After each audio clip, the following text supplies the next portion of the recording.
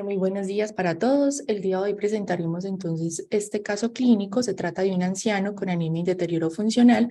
Yo soy Paola Gallego, residente de Medicina Interna de la Universidad de Antioquia, y la asesora de este caso clínico es la doctora Alejandra Fernández, internista geriatra de la Universidad de Caldas, internista geriatra del Hospital Alma Mater. La propuesta entonces para la presentación del caso clínico es presentar el caso clínico, la evolución del paciente y intentar dar respuesta a las preguntas clínicas que nos va planteando su evolución. Se trata entonces de un hombre de 75 años, casado, que vive solo en Medellín, cerca de la esposa, a un hijo, y se dedicó pues en su vida laboral como albañil, es diestro.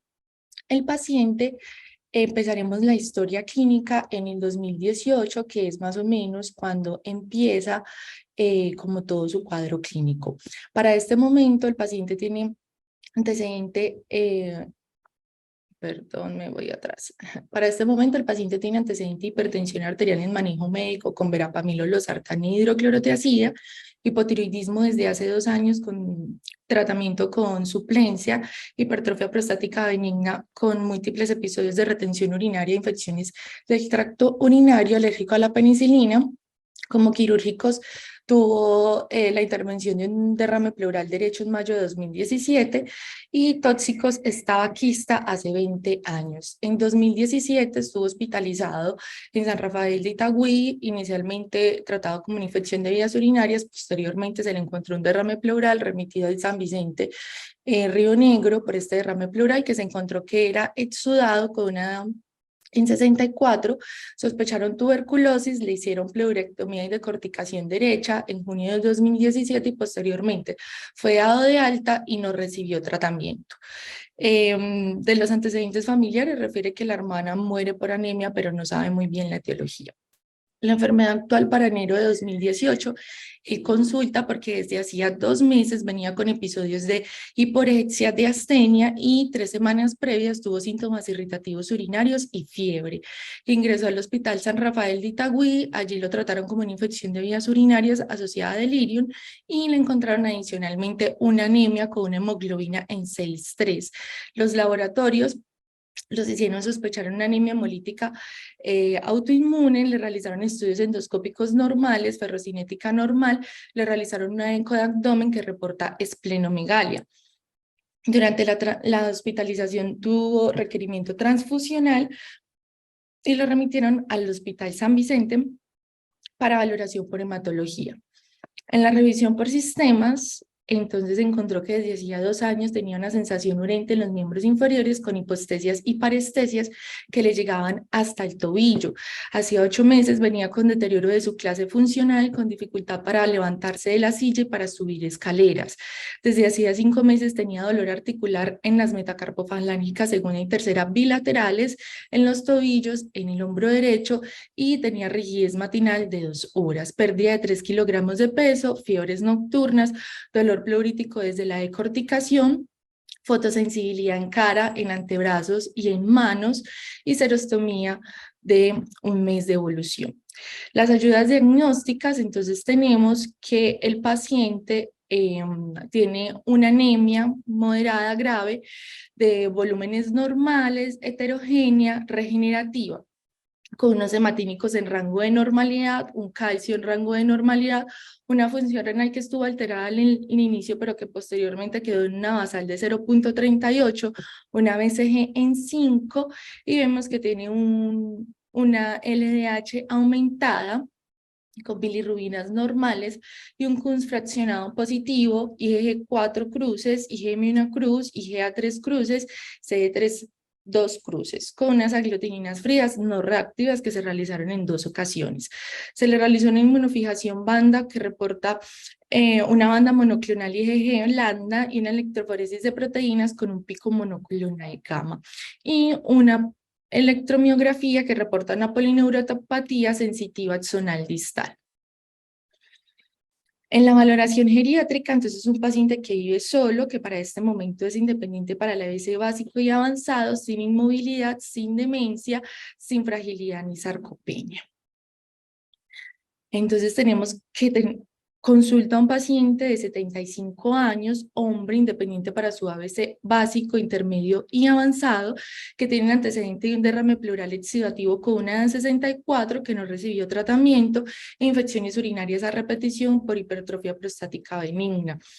Entonces, sus dos compromisos principales que tenemos con este cuadro inicial del paciente es una anemia hemolítica autoinmune por anticuerpos calientes y una polineuropatía sensitivo axonal, con una revisión de sistemas que relata fotosensibilidad, artralgias inflamatorias en pequeñas y medianas articulaciones, un síndrome constitucional, esplenomegalia y síntomas secos. Y todo esto, la anemia y la polineuropatía, lo ha condicionado a un deterioro en su clase funcional.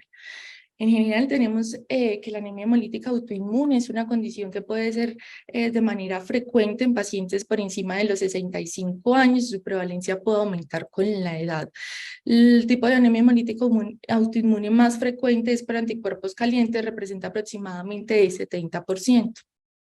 Puede ser primaria o secundaria a múltiples patologías. Entonces, dentro de estas condiciones a las que puede ser secundaria la anemia hemolítica autoinmune, vamos a tener 4 grupos principales.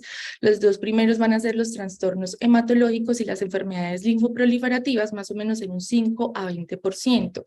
Lo segundo, las enfermedades autoinmunitarias e inflamatorias, también inmunodeficiencias primarias, infecciones y medicamentos. En cuanto a la búsqueda de etiología secundaria, siempre se debe hacer una búsqueda de etiología secundaria en todos los pacientes con anemia hemolítica autoinmune por anticuerpos calientes en estas 4 patologías. En este caso tenemos un paciente de 75 años, hombre, que consulta por estos síntomas de deterioro de su clase funcional y encontramos pues estos 2 hallazgos principales. Un hombre de 75 años, entonces epidemiológicamente vamos a pensar en que se trata de un trastorno hematológico o una enfermedad linfoproliferativa y digamos que de estos los que más tienen manifestaciones autoinmunes puede ser la leucemia linfocítica crónica y el linfoma angioinmunoblástico de células T. Así que con este paciente, digamos que sería una de las posibilidades diagnósticas. Sin embargo, vemos pues que sí tiene muchos, en la revisión de sistemas, múltiples síntomas que pueden ser sugestivos de una enfermedad autoinmunitaria, como por ejemplo un lupus eritematoso sistémico. Dentro de las condiciones autoinmunitarias es la que más produce anemia hemolítica autoinmune por anticuerpos calientes. Sin embargo, la de presentación usual son mujeres en edad reproductiva, pero tenemos entonces más o menos un 20% de todos los pacientes con LES que se presentan en el inicio tardío, más o menos por encima de los 50 años. Pero usualmente suele ser por debajo de los 65 años, digamos que no sería una edad inusual. También tenemos el síndrome de Sjögren, que se presenta con más frecuencias mayores de 65 años, el paciente tiene síntomas secos y con este pues podemos ver las manifestaciones glandulares y extraglandulares, en donde podemos tener compromiso pulmonar, anemia hemolítica autoinmune y polineuropatía. Siempre debemos entonces hacer las pruebas infecciosas, pero este paciente las tenía negativas, tanto HIV como los hepatotropos estaban negativas, y si hay algo más que sugiere pues virus de la familia herpes, podríamos hacer también las pruebas, así como parvovirus B19. En general, no vemos ninguna exposición a medicamentos que estén relacionados con anemia hemolítica autoinmune en este paciente, entonces digamos que estas 2 causas ya están descartadas por el momento. Así que pensamos que epidemiológicamente es más frecuente que este paciente pueda estar cursando con una enfermedad linfoproliferativa y en segunda instancia una enfermedad autoinmunitaria. En cuanto a la polineuropatía axonal sensitiva, siempre nos debemos plantear estas 6 preguntas. ¿Cuál es el curso? Vemos que el paciente viene con unos síntomas crónicos de 2 años de evolución. Adicionalmente, su función comprometida es la sensitiva y el curso ha sido estable. Vemos que se mantiene hasta los tobillos. Tiene una distribución típica que compromete de distal aproximada y que solo tiene compromiso en los miembros inferiores y tiene una relación dependiente de longitud que inicia desde los miembros inferiores. Y su neuroconducción nos dice que es una polineuropatía axonal, así que es un paciente con una polineuropatía axonal sensitiva. El daño axonal puede estar dado por múltiples patologías. En general podemos decir que puede estar dado por patologías metabólicas como la diabetes mellitus, la deficiencia de vitamina D, pero también algunas infecciones y tóxicos y principalmente agentes quimioterapéuticos pueden estar asociados al desarrollo de polineuropatía. También tenemos algunas causas autoinmunes como las vasculitis sistémicas que van a ser las más frecuentes en producir polineuropatía, y dentro de otras enfermedades autoinmunitarias que pueden presentar una prevalencia de más o menos un 20% sería el síndrome de Sjögren, y menos frecuente el lupus eritematoso sistémico. Puede ser una polineuropatía paraneoplásica o incluso infiltrativa, como por ejemplo por amiloidosis. Así que con estos dos enfoques diagnósticos, en general pensamos que el paciente se le debe sospechar una malignidad hematológica tipo linfoma. El linfoma de angioimmunoblástico tiene muchas manifestaciones autoinmunes en su presentación, así que este podría ser una opción. La leucemia linfocítica crónica también se presenta con múltiples manifestaciones autoinmunes, y este puede ser pues la manera de presentación. Un síndrome de Sjögren, a favor tiene pues que es la enfermedad que más causa polineuropatía, que tiene mayor prevalencia en el anciano, pues el paciente tiene síntomas secos, artralgias, pero el paciente pues puede estar presentando una poliautoinmunidad con síndrome de Sjögren y un lupus de inicio tardío simultáneo. A favor de que tenga un lupus de inicio tardío, tener pues que es la enfermedad más común que pueda causar anemia hemolítica autoinmune dentro de las autoinmunitarias, y presenta fotosensibilidad, que puede ser pues un síntoma bastante frecuente en el lupus, que no lo suele uno ver en otras de estas patologías que sospechamos en el paciente. Menos frecuente, pero igual lo coloque una tuberculosis diseminada. Sin embargo, el paciente no tiene ningún compromiso respiratorio.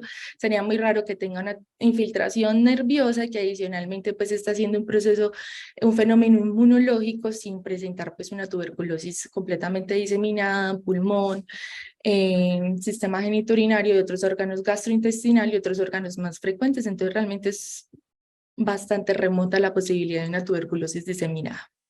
La evolución del caso clínico, entonces vemos que el paciente tiene un anti-DNA positivo, uno en 40, unos ANAS positivos, uno en 2560, un patrón homogéneo con un C3 consumido, un factor reumatoide negativo y un aumento de inmunoglobulina G, pero vemos que el resto de las inmunoglobulinas están normales, sin inmunoparesia. Se le realiza un aspirado de biopsia de médula ósea, una citometría de flujo que solo reporta presencia de una población linfoide B aberrante, el mielograma que presenta algunos cambios dismadurativos, y la biopsia de médula ósea reporta que tiene una neoplasia de células plasmáticas con una infiltración cercana al 20% de tipo lambda. Se realiza también una biopsia de grasa abdominal con tinción para rojo Congo negativa y tinción para cristal violeta negativa. Las imágenes que se le realizaron: una resonancia nuclear magnética lumbosacra con cambios degenerativos pero sin lesiones líticas o blásticas, y una toracoabdominal contrastada en donde no hay derrame pleural, tiene un vaso de 13.5 milímetros, los riñones están normales, no hay adenopatías y tampoco tiene lesiones líticas ni blásticas. Así que con esto, entonces, consideramos que el paciente cumple criterios clasificatorios para lupus eritematoso sistémico, tiene unos ANAS francamente positivos, con un patrón homogéneo, un anti-DNA positivo, un C3 consumido, y adicionalmente, pues, las manifestaciones clínicas como la anemia hemolítica autoinmune, en compromiso articular, C3 consumido del anti-DNA. Digamos que puede presentar una poliautoinmunidad con síndrome de Sjögren, pero definitivamente presenta un LES. El síndrome de Sjögren no suele presentar anti-DNA positivo. Adicionalmente, los anticuerpos más frecuentes positivos son los ENAs, que están negativos en este paciente, de tipo RO y LA. Sin embargo, no se puede descartar pues una poliautoinmunidad con lupus de inicio tardío y un síndrome de Sjögren. El lupus de inicio tardío en general se considera en la literatura como aquel que inicia después de los 50 años de edad, va a constituir aproximadamente el 2 al 20% de todos los pacientes con LES, y la relación hombre a mujer en esta edad ya disminuye debido pues a que están en la posmenopausia, o sea, más o menos 5 a 1, y el intervalo promedio del diagnóstico Es aproximadamente 25 meses debido a que las manifestaciones clínicas del diagnóstico en el anciano inicialmente puede ser difícil y requiere un alto índice de sospecha. Se pueden presentar con síntomas inespecíficos como fiebre, síndrome constitucional, linfadenopatías, que pueden ser explicados por cualquier otra patología. Por lo tanto, el diagnóstico se puede tardar más porque no tiene como esas manifestaciones clínicas clásicas en todos los pacientes como el compromiso renal. Aunque antes se creía que el lupus de inicio tardío tenía un curso más benigno, se ha visto que estos pacientes acumulan mucho más daño y tienen una mayor mortalidad respecto a los pacientes de lupus de inicio temprano o en el adulto joven. Así que no se debe considerar como un lupus benigno. Más adelante vamos a ver algunas cohortes con estos resultados. En general, en las diferencias entre el lupus de inicio tardío y el lupus de inicio en la edad adulta, tenemos que los pacientes en el inicio tardío van a presentar menos manifestaciones en piel, menos fotosensibilidad, menor compromiso renal y una mayor prevalencia de compromiso pulmonar y de poliautoinmunidad con bastante frecuencia se presenta pues síndrome de Sjögren asociado. Mayor prevalencia de ENAs como el antirro, el antila y el factor reumatoideo. Como ya lo habíamos dicho, las manifestaciones van a ser mucho más insidiosas, atípicas y menor frecuencia de manifestaciones clásicas. Usualmente también se reporta menos prevalencia o positividad del anti-ENEA y de los anti-SMIT que en los pacientes con lupus de inicio tardío. Esta es una cohorte entonces latinoamericana, que es la GLADE, que es el grupo latino americano del estudio del lupus, que incluye 9 países y dentro de estos 9 países latinoamericanos se encuentran entonces algunos pacientes del Servicio de Reumatología de la Universidad de Antioquia y del Hospital Universitario San Vicente Fundación. Aquí encontraron entonces que sí, las manifestaciones mucocutáneas son menos frecuentes, los síntomas secos y el compromiso pulmonar, como vemos, es más frecuente. El compromiso pulmonar puede alcanzar el 44% de los pacientes, menos compromiso renal, sin que esto signifique que no se presenta. Vemos que hasta en el 49%, o sea, la mitad de los pacientes van a presentar compromiso renal. Y la anemia hemolítica autoinmune realmente pues no es común en ninguna de las dos presentaciones, tiene más o menos una prevalencia de 11% en nuestros pacientes. El compromiso neurológico se puede dar hasta en el 40% y encontraron una menor positividad de anti-RNP. Esa es otra población colombiana, es una tesis de grado de la Universidad Nacional. También describieron pues en una cohorte de 170 pacientes de lupus de inicio tardío versus lupus de inicio en el adulto joven. Vemos que la edad promedio de los síntomas era aproximadamente 61 años y que el tiempo hasta el diagnóstico fueron 1.34 años, hallazgos similares a la cohorte de GLADEL. Sin embargo, de esta corte me pareció llamativo que estos pacientes pues tenían mayor elevación de reactantes de fase aguda respecto a los pacientes con lupus de inicio temprano. La anemia hemolítica autoinmune por lupus, entonces se puede presentar hasta en el 3 a 10% de los pacientes. Puede desarrollarse antes del diagnóstico del LES y ser una característica de presentación. Son principalmente anticuerpos de tipo caliente y en general se ha relacionado con la positividad de anticoagulante lúpico. Puede presentarse entonces de dos maneras o puede tener dos cursos clínicos, esos pacientes que se presentan con crisis hemolíticas graves con requerimiento transfusional en el contexto de una alta actividad de la enfermedad, o esos pacientes que tienen hemólisis de bajo grado compensada que se presentan sin tanta actividad de la enfermedad. Se ha relacionado con actividad en otros órganos como es pericarditis, pleuritis, compromiso renal y neuropsiquiátrico, y realmente es uno de los compromisos que más se ha asociado con acumulación de daños. La polineuropatía en lupus, entonces puede alcanzar una prevalencia del 10 al 20% según la cohorte. Vemos que las polineuropatías más comunes son las axonales y dentro de las axonales, las polineuropatías axonales sensitivas pueden representar el 23%. Menos frecuentes las mononeuritis múltiples y las neuropatías de fibra pequeña y realmente de manera excepcional, menos del 2% de los casos de polineuropatías asociadas a LES son polineuropatías desmielinizantes. Tenemos entonces esta cohorte que nos describe las características de la polineuropatía en los pacientes con LENS, y una de las cosas importantes que se repiten en varias cohortes es que hasta el 30% de estos pacientes de LENS que desarrollan polineuropatía no se atribuyen como tal a la enfermedad y se encuentra otra causa asociada. Vemos que se asocia más con que tengan síndrome de Sjögren, poliautoinmunidad, con que tengan manifestaciones en piel como el rash malar y la fotosensibilidad, y con mayor actividad del lupus eritematoso sistémico.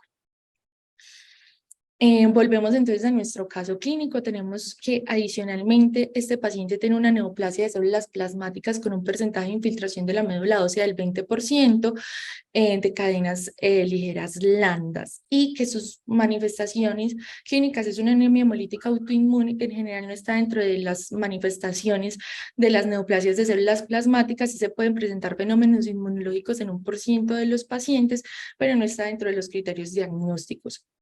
Tiene una polineuropatía, pero que es axonal sensitiva, esplenomegalia, hipotiroidismo, pero no tiene enfermedad renal, no tiene lesiones líticas, no tiene hipercalcemia, no hay evidencia de adenopatías, de lesiones escleróticas, no tiene compromiso renal, cardíaco, gastrointestinal. Pero vemos pues que la polineuropatía no es algo tan frecuente en el lupus y que hasta el 30% tiene otra explicación, así que lo que nos queda en este caso clínico por preguntarnos es si la polineuropatía tiene otra causa distinta al LES. Cuando nos enfrentamos a tener una polineuropatía y asociada a esto tenemos una gamapatía monoclonal, siempre entonces lo primero que debemos hacer es caracterizar el tipo de paraproteinemia que tenemos. En este caso es una paraproteinemia de cadenas livianas Landas, y de acá nos debemos preguntar si ese paciente tiene una manifestación que nos pueda hacer pensar algún síndrome con relevancia clínica. Entonces vemos que el paciente pues organomegalia solamente tiene pues una leve esplenomegalia, endocrinopatía tiene antecedente de un hipotiroidismo, la polineuropatía no se considera rápidamente progresiva ni es desmielinizante, entonces realmente no podemos ver que tenga un gran compromiso de órgano. En estos casos, cuando vemos que no tiene ninguno de estos compromisos, se puede observar una ocurrencia de esta gamapatía monoclonal con la neuropatía que simplemente es coincidencial y puede ser hasta frecuente. 5 a 15% de los casos se puede presentar de manera coincidencial sin que sea la causa. En caso de que tengamos alguno de estos síntomas, siempre debemos evaluar a esos pacientes para un síndrome de Poins, para un mieloma múltiple o para amiloidosis. ¿Qué tenemos acá? Que definitivamente no hay nada para pensar que el paciente tenga amiloidosis, no tenemos ni falla cardíaca con fracción de eyección conservada, no hay compromiso renal, no tenemos compromiso de túnel carpiano, tampoco tenemos las manifestaciones en piel que son, que pueden ser pues infrecuentes, pero que también hacen parte del cuadro clínico. Tampoco evidenciamos en la biopsia de grasa abdominal pues que fuera positiva para rojo Congo, así que definitivamente el paciente no cumple criterios para amiloidosis. Pero entonces, ¿será que el paciente tiene alguna otra neoplasia de significado clínico que se asocia a polineuropatía con manifestaciones neurológicas? Dentro de esas, entonces tenemos el síndrome de Poins, que por sus siglas entonces es la polineuropatía, la neoplasia, la organomegalia, la endocrinopatía, la gamapatía monoclonal, y en algunos casos pues cambios en la piel, que es como el acrónimo de lo que significa POINS. En general, para diagnosticar POINS, uno siempre debe tener los dos criterios mandatorios, que es la polineuropatía, pero la polineuropatía del síndrome de POINS es una polineuropatía desmielinizante que tiene un curso simétrico y es dependiente de longitud, y vemos pues que no es la polineuropatía característica de este paciente. Y se debe tener al menos uno de los criterios mayores en donde implica enfermedad de Castleman. Vemos que el paciente no tenía ninguna adenopatía, lesiones escleróticas, se le hizo resonancia de columna, pelvis y tórax abdominal, tampoco tenía ninguna lesión esclerótica, y la medición de VEGF, pero vemos que pues esta no la tenemos disponible. Sin embargo, no están ni los criterios mandatorios ni criterios mayores para pensar que tenga un POINS. El Canumat se presenta adicionalmente con oftalmoplegia y puede haber aglutininas reactivas, también presenta una polineuropatía que es desmielinizante, no es el caso de la crioglobulinemia, presenta generalmente polineuropatía axonal y tiene mucho compromiso en piel y compromiso renal, que tampoco el escleromixedema en los criterios mayores implica las lesiones esclerotiformes que se presentan en piel. Así que vemos que el paciente realmente no cumpliría criterios para ninguna gamapatía monoclonal o neoplasia con significado clínico. Y nos queda entonces preguntarnos si el paciente pues tiene un mieloma múltiple. Para definir mieloma múltiple y diferenciarlo con el mieloma múltiple sintomático, asintomático y la gamapatía monoclonal de significado incierto, vamos a tener el porcentaje de proteína monoclonal y la infiltración en la médula ósea, así como los eventos definitorios de mieloma. En cuanto al porcentaje de infiltración de la médula ósea, para que se considere un mieloma múltiple, entonces debe ser más del 10%, que vemos que el paciente cumple con esto.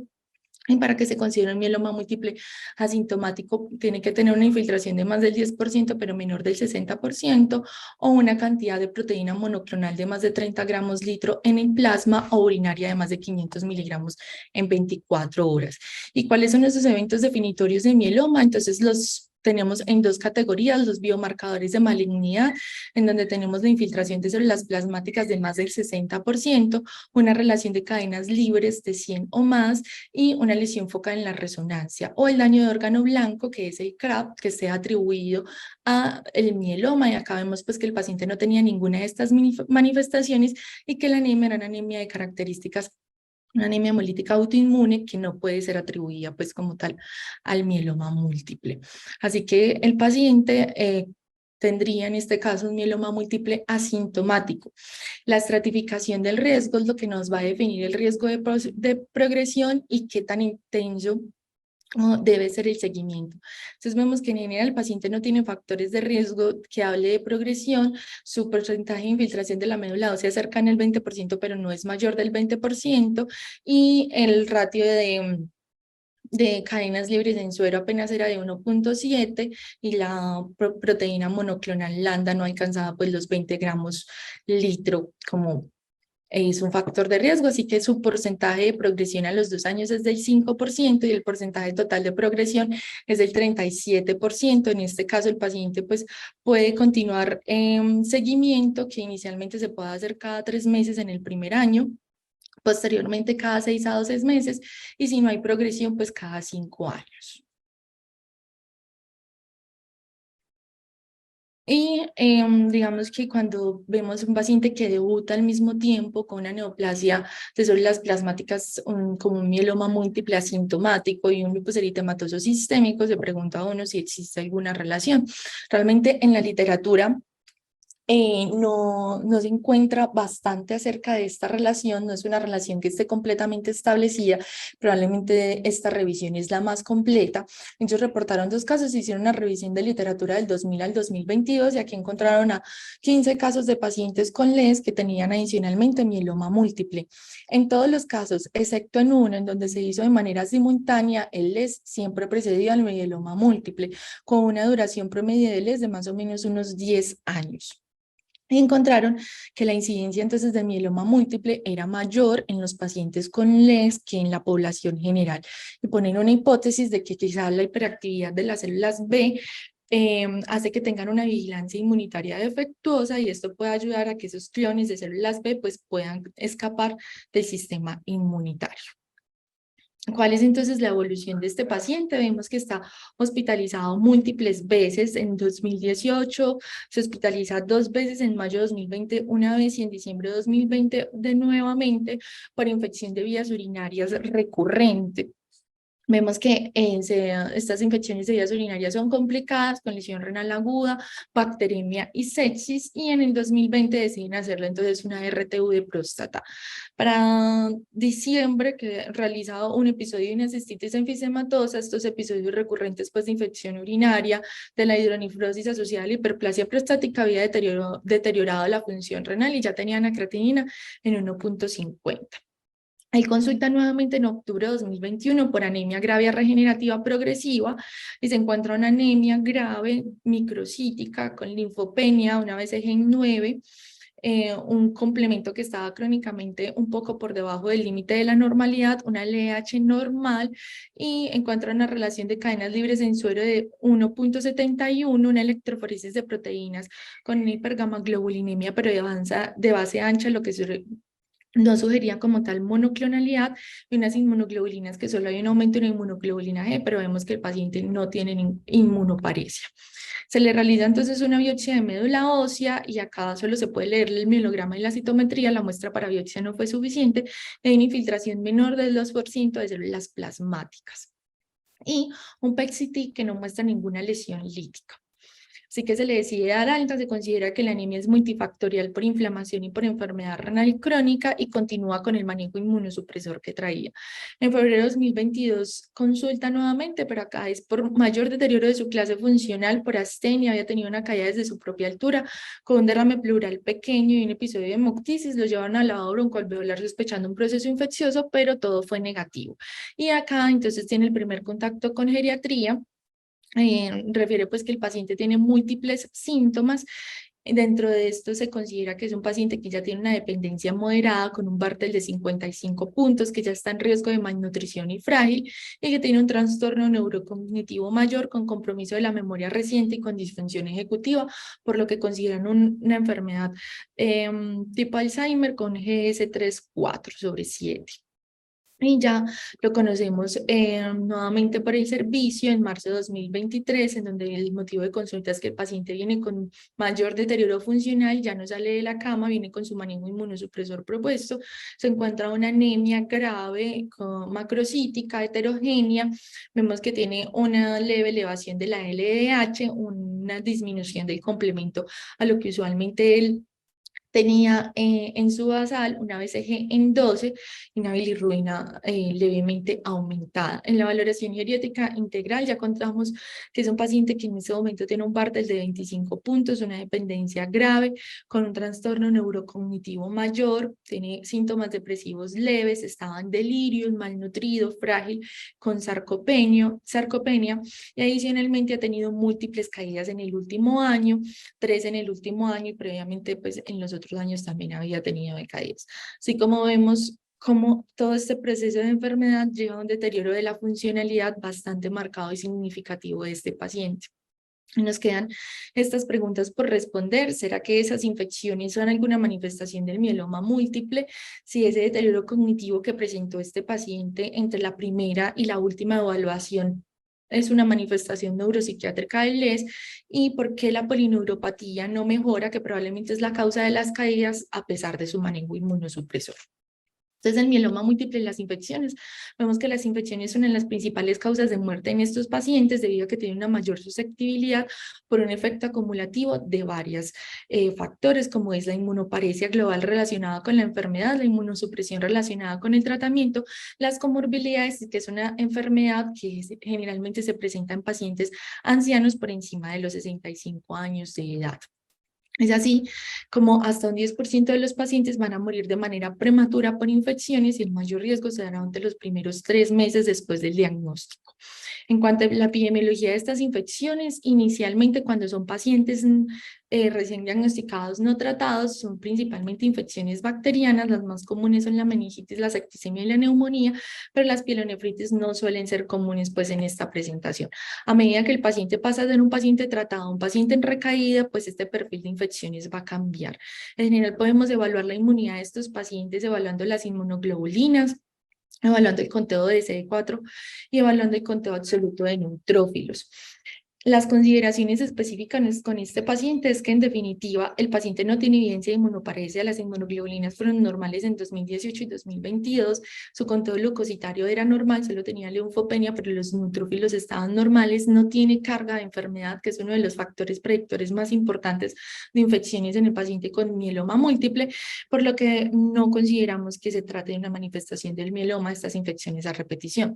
Las infecciones solo fueron en el tracto urinario, no infecciones en otros sistémicas, en otros órganos o infecciones sistémicas, y tiene pues unos claros factores anatómicos predisponentes que asociados a los esteroides probablemente sea la causa pues de estas infecciones a repetición. En cuanto a si Al deterioro cognitivo es una manifestación del lupus neuropsiquiátrico, entonces en general tenemos que el lupus neuropsiquiátrico puede tener unas manifestaciones neurológicas o unos síndromes neurológicos y unos síndromes psiquiátricos. Dentro de los síndromes psiquiátricos está la disfunción cognitiva, en donde tenemos que es una manifestación que puede ser común, que puede ser clínicamente sutil y que puede afectar de manera considerable la calidad de vida relacionada con la salud de los pacientes. Puede ser prevalente tanto en la literatura realmente se reportan rangos de prevalencia demasiado amplios, y esto es porque es bastante difícil de definir el deterioro cognitivo. No hay un biomarcador específico o una imagen funcional que nos permita definirlo, así que se hace a través de entrevistas clínicas o de baterías diagnósticas, lo que pues puede hacer que esta prevalencia varíe demasiado en la literatura.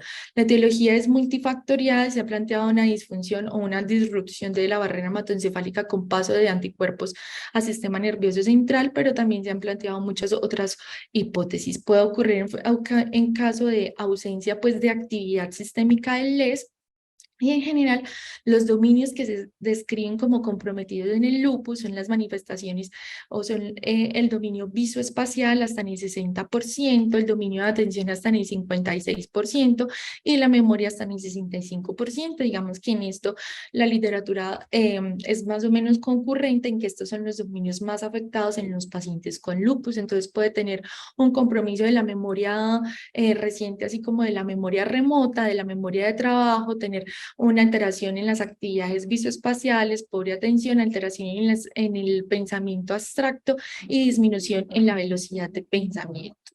Pero todo esto teniendo en cuenta que no hay un patrón dominante por el cual uno pueda diagnosticar que ese deterioro cognitivo está asociado al ES.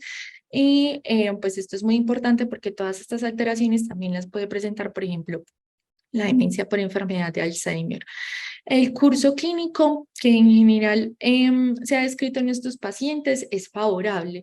Hay algunos estudios longitudinales que describen que la evolución es una evolución estable, que muchos de estos pacientes tienen una mejoría o pueden tener pues un curso fluctuante en donde hay episodios en donde estas manifestaciones pueden hacerse más evidentes, pero rara vez tienen progresión a demencia franca. En general, se ha asociado al inicio de las manifestaciones con hiperlipidemia, que se ha asociado pues con el deterioro de la memoria, la función ejecutiva y el racionamiento abstracto, y el anticoagulante lúpico positivo también se ha relacionado pues con estas manifestaciones cognitivas. Sin embargo, hay que tener algo muy importante, y es que el LES no solamente se asocia a disfunción cognitiva como por su enfermedad per se, sino que adicionalmente aumenta el riesgo de demencia, y eso se ha visto en múltiples metaanálisis.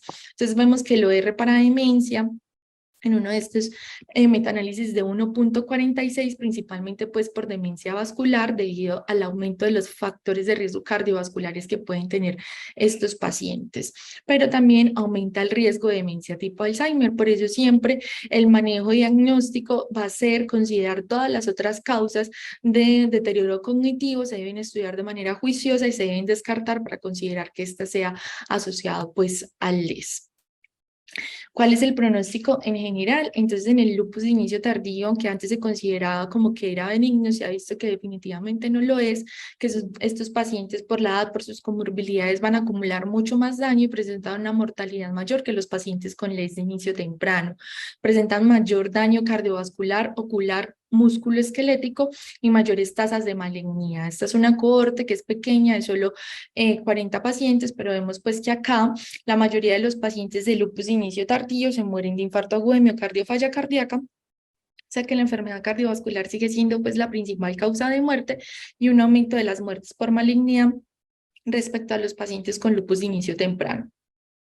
Esa es la cohorte Lumina, que es una grande cohorte pues de Estados Unidos.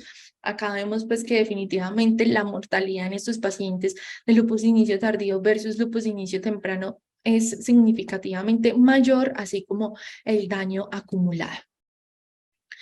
En cuanto al pronóstico entonces de la anemia hemolítica, cuando tenemos pues esta cohorte que evalúa anemias hemolíticas secundarias y la mayoría eran por LES, vemos que la remisión en la primera visita se alcanzaba hasta en el 70% de los pacientes, pero la remisión completa solamente en el 46%, la remisión parcial hasta en un 30% y un 30% iban a permanecer con enfermedad activa, o sea que un 70% iban a lograr remisión, pero el otro 30% iban a permanecer con enfermedad activa, que en general vemos que es el curso clínico pues que ha tenido el paciente.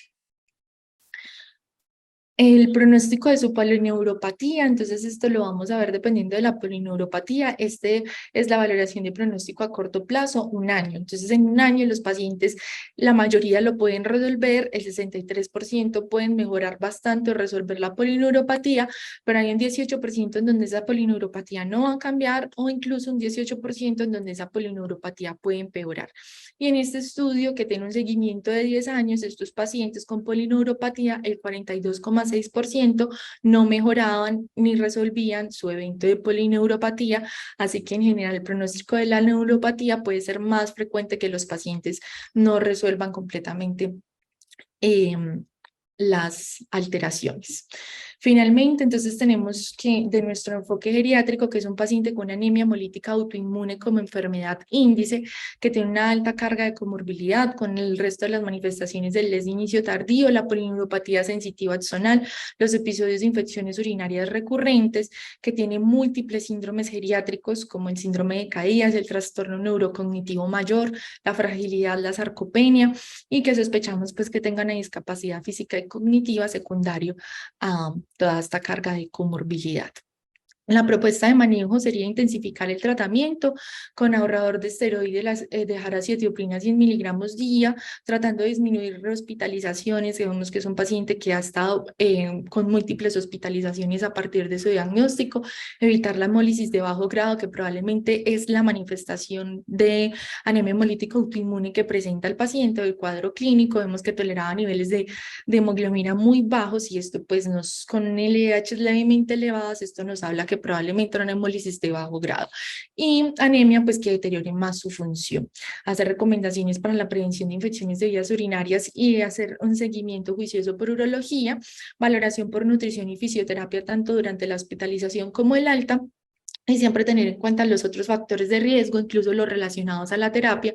Este paciente por el uso de esteroides tiene un FRAS de 7% para fractura de cadera derecha, que para Colombia está en umbral de tratamiento. Así que la propuesta también es tratamiento de la osteoporosis con ácido soledrónico, en donde la función renal no lo permite aún, tiene tasas por encima de 30 mililitros por minuto, y realizar pues los estudios de densitometría ósea y perfil fosfocálcico de manera ambulatoria.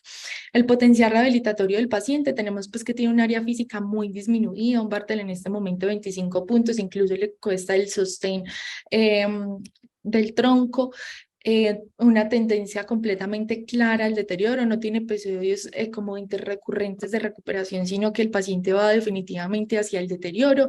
Vemos que tiene un deterioro cognitivo con desarrollo de delirio en la hospitalización y en general el área social es aceptable, así que el potencial rehabilitatorio de este paciente realmente es de regular a malo.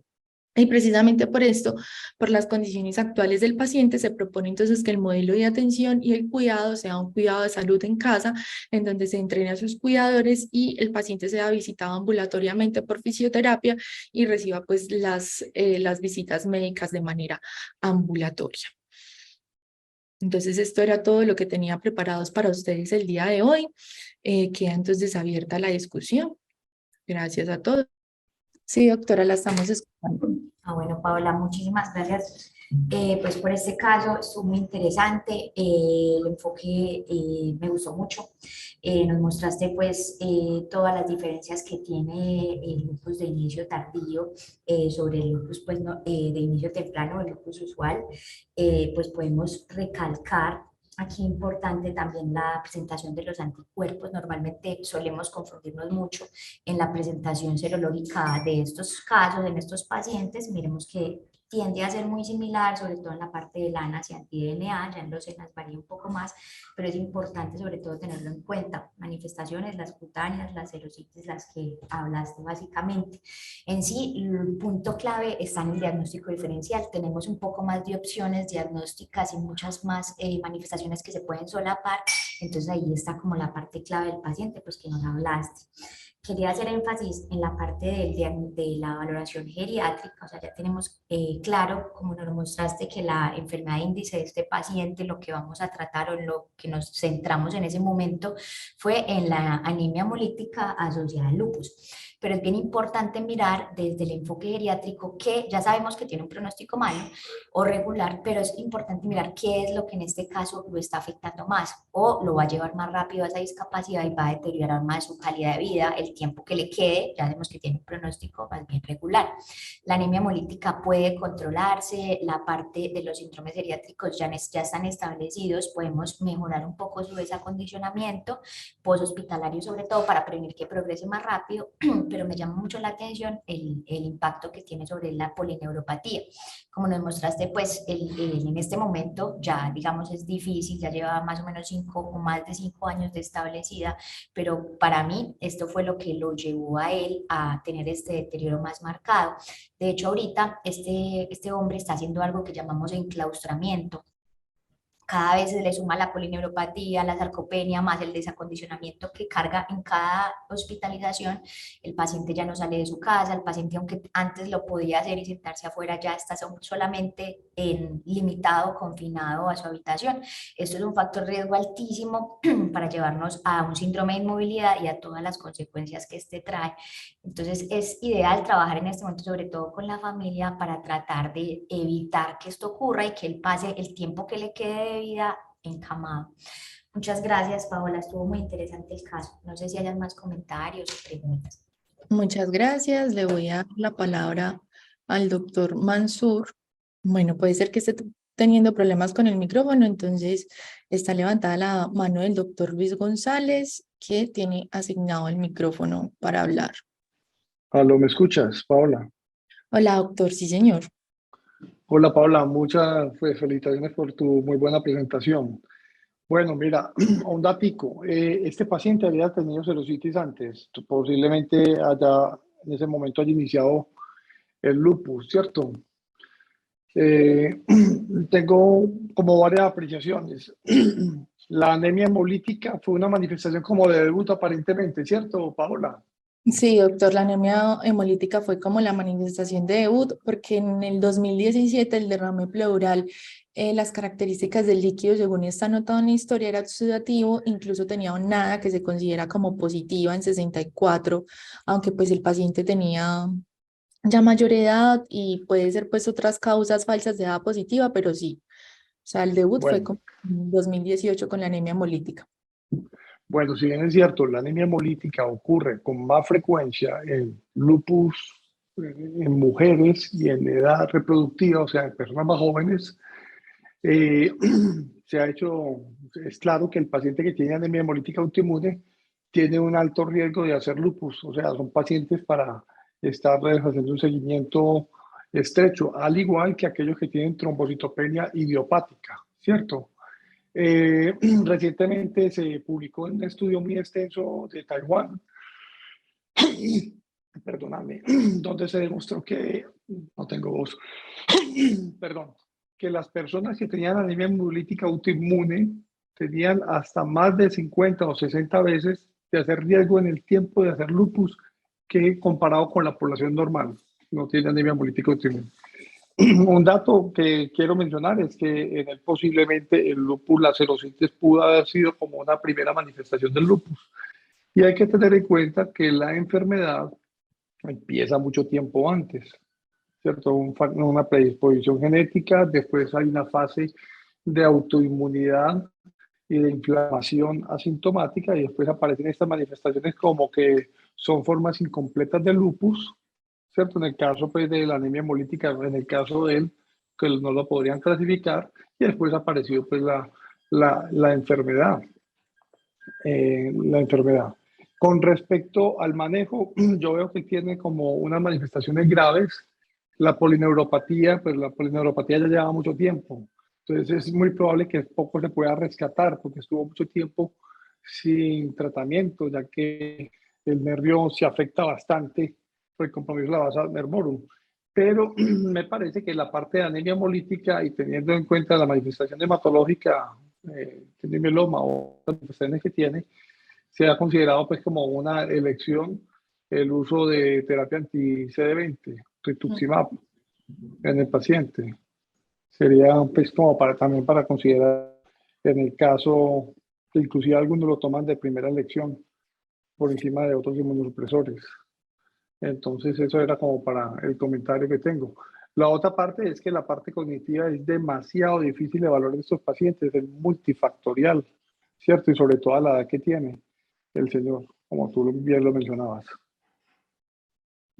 Muchísimas gracias, doctor, por su intervención. Sí, yo creo que la apreciación que usted hace acerca del tratamiento es muy valiosa y probablemente para cubrir pues su polineuropatía y esta anemia hemolítica autoinmune que ha tenido pues recaídas y esa hemólisis como de bajo grado, Rituxi podría ser una muy buena opción. Yo creo que probablemente no se consideró básicamente por la funcionalidad actual del paciente. Es un paciente que en este punto hay un poco como de irreversibilidad de sus condiciones, con un Bartel pues ya muy dependiente, 25 puntos, y las infecciones pues recurrentes del tracto urinario a pasar de la RTV de próstata. Entonces probablemente es como la razón por la que no se consideró. Y como usted lo dijo, pues la polineuropatía ya está pues instaurada desde 2018, incluso antes, porque él ya venía 2 años de síntomas antes del diagnóstico en 2018. Muchísimas gracias por su intervención. Y la doctora Gloria Vázquez también tiene la mano alzada, que ya tiene el micrófono asignado. Doctora, buenos días. Hola Paola, felicitarte por tu presentación. Muy interesante el caso. Yo quisiera como hacer la pregunta es, ¿qué es lo que se quiere tratar en este momento con el paciente? Porque me parece, y algo parecido a lo que dice Luis, que este paciente ha tenido una anemia hemolítica que ha persistido y que pareciera no haber respondido adecuadamente a azatioprina. Entonces no sé si yo volvería a pensar en azatioprina como una opción terapéutica o pensaría mejor en cambiar por otras opciones. Y Rituxi me parece una muy buena sugerencia. Y quisiera como preguntarles, ¿ustedes consideran que el deterioro hacia donde está el paciente ahora, no de la polineuropatía, sino su pérdida de peso, toda su fragilidad, su sarcopenia y todo, es posiblemente porque esa enfermedad inflamatoria ha persistido? Entonces no hemos logrado controlar el proceso inflamatorio. Entonces, si no se ha logrado controlar el proceso inflamatorio, es por eso que el paciente se ha deteriorado y debemos pensar en otra opción terapéutica. Entonces, eso quería preguntar. Y una última cosa es, si tú crees que esas bajas dosis de prednisona y azatioprina pudieran haber disminuido el conteo de plasmocitos en médula ósea y que aún ahí larvadamente el mieloma haya ido progresando y pues sin control, pero que el conteo haya cambiado por la presencia de estos inmunosupresores. Mil gracias. Muchísimas gracias, doctora. Yo creo que sí, que definitivamente esa inflamación que presenta el paciente por múltiples factores, no solamente el lupus, pues que ha estado como ahí con una hemólisis de bajo grado, con episodios de recaída, que no se ha podido como lograr completamente asociados a esos periodos intermitentes pues, de hospitalizaciones por infecciones de vías urinarias graves, pues complicaciones con sepsis, complicaciones con bacteremia, con cistitis enfisematosa.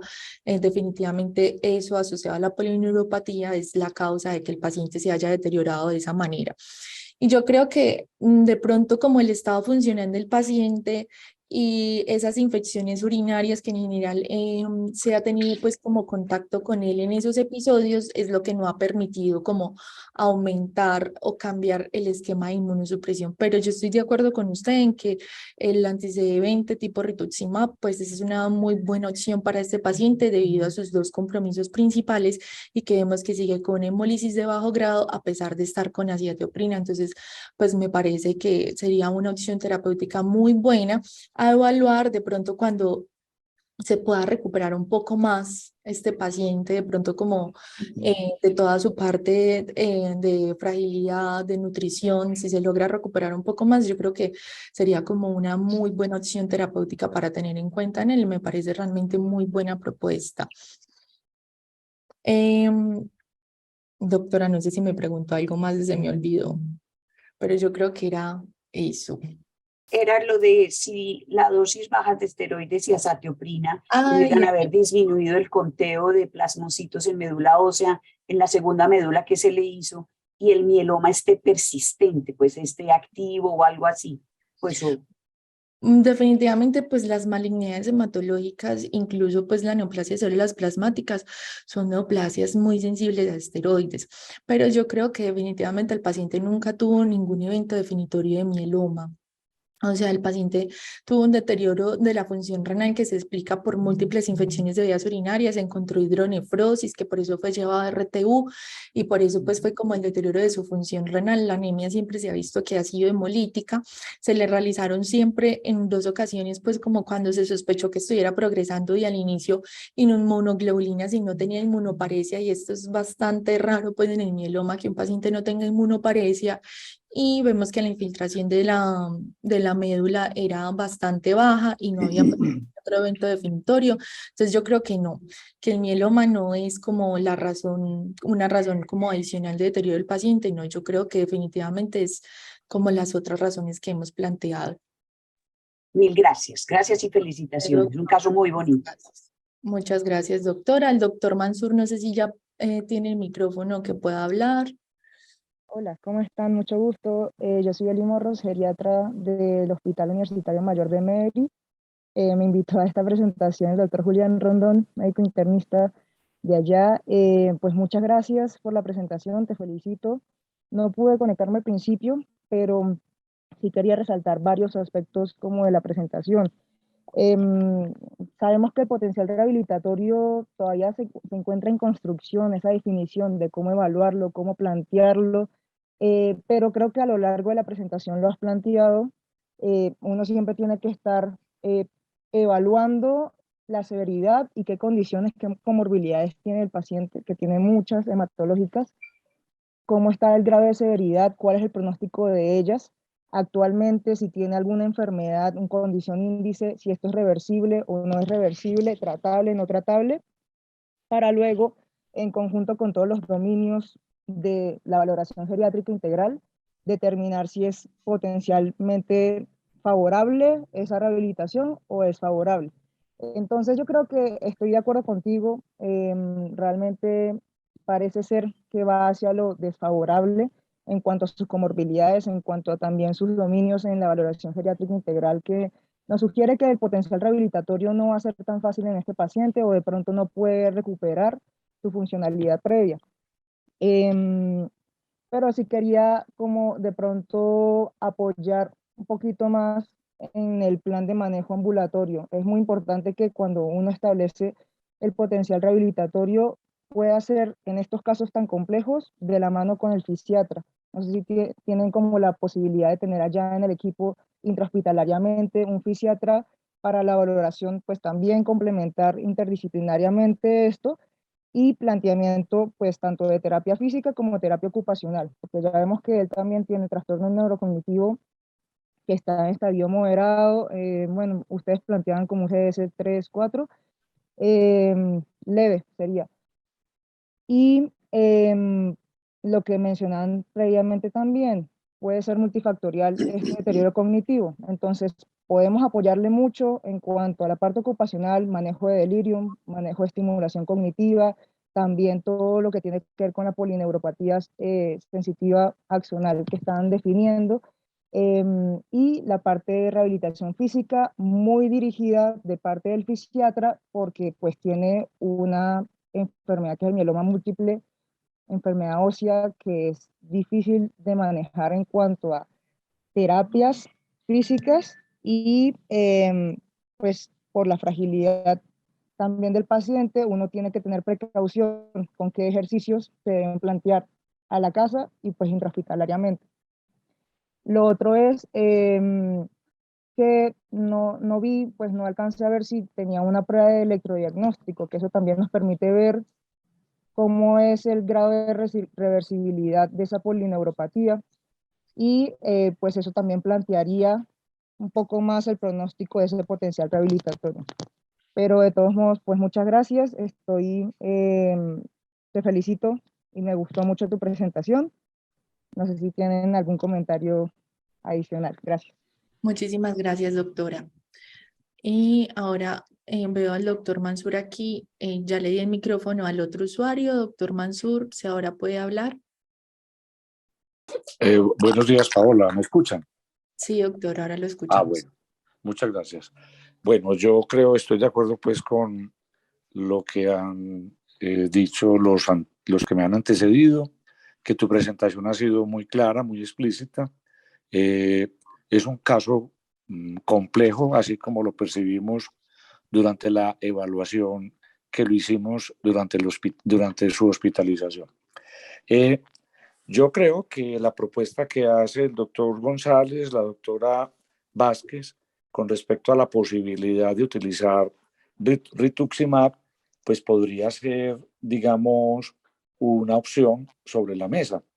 Sin embargo, desafortunadamente, así como lo vimos y como lo muestra el diagrama de Venn que tienes en la pantalla, este paciente desafortunadamente, digamos que en el lapso del último año, el paciente se ha deteriorado de una manera, digamos, global, donde no solamente la inestabilidad y las caídas, ¿no es cierto?, han estado presentes, sino que viene teniendo mayor deterioro cognitivo, ¿no es cierto? Ahora, como lo mencionamos, lo catalogamos con un trastorno neurocognitivo mayor, probablemente con un GDS 3-4, así lo habíamos considerado, pero lo que más nos llamó la atención, Paola, si lo recuerdas, es que el paciente viene, digamos, perdiendo peso, viene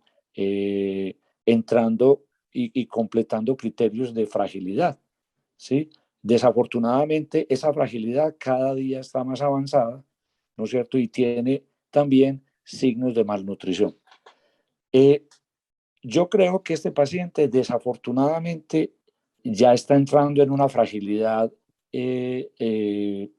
digamos, avanzada, y creo que las posibilidades terapéuticas, ¿no es cierto?, que se están ofreciendo no van a tener desafortunadamente el resultado que quisiéramos todos.